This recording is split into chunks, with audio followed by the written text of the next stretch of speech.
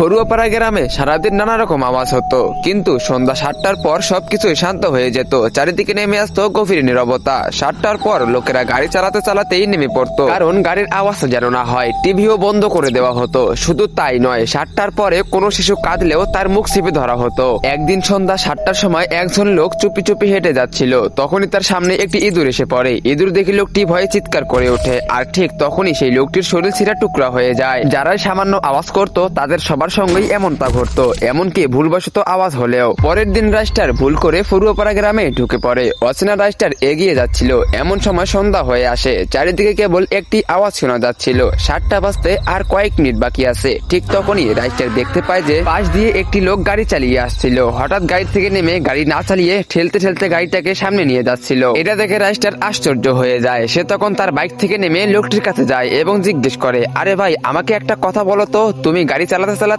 হঠাৎ ধাক্কা দিয়ে নিয়ে যাচ্ছ কেন? আর এই অদ্ভুত আওয়াজটা কিসের? লোকটি বলল, আরে তোমার মরার ইচ্ছা না থাকলে মুখ বন্ধ করে রাখো। 7টা বাজতে আর মাত্র 2 মিনিট বাকি। তুমি অন্য কোনো কাজের লোক মনে হচ্ছে। চলো আমার বাড়িতে, তবে একটুও আওয়াজ করবে না। এরপর রাইস্টার সেই লোকটির পিছু পিছু তার বাড়িতে চলে যায়। লোকটি রাইস্টারকে চুপ থাকার ইশারা করছিল। রাইস্টার কিছু বুঝতেছিল না। পরের দিন সকালে রাইস্টার রেগে গিয়ে লোকটিকে বলল, দেখুন, আপনি যেই হন, কিন্তু আপনি আমাকে 7টার পর কথা বলতে দিচ্ছেন না কেন? আর কোনো আওয়াজ করতে দিচ্ছেন না, কিন্তু কেন? তাড়াতাড়ি বলুন। লোকটি বলল, আরে ভাই, তোমাকে আর কি বলবো, আমাদের জীবন 7টার পরে নরকে পরিণত হয়। যে কেউ সামান্য আওয়াজ করলেই তার শরীর 4 টুকরা হয়ে যায়। প্রতি সন্ধ্যা 7টায় কারো না কারো মৃত্যু নিশ্চিত। এই জন্যই তো আমি তোমাকে বারবার বলতেছি যে আওয়াজ করো না। তো বন্ধুরা, সন্ধ্যা 7টার পর আওয়াজ করলে কেনই বা তাদের মৃত্যু হয়, আর কি বা আছে সেই গ্রামে, তোমরা সেটা দেখতে পারবে পার্ট 2-তে। তো পার্ট 2 দেখতে চাইলে ভিডিওতে লাইক করে চ্যানেলটিকে সাবস্ক্রাইব করে দাও। আর টিকটক, ফেসবুক থেকে দেখে থাকলে অবশ্যই ফলো করে দাও, আর কমেন্টে পার্ট 2 লেখো।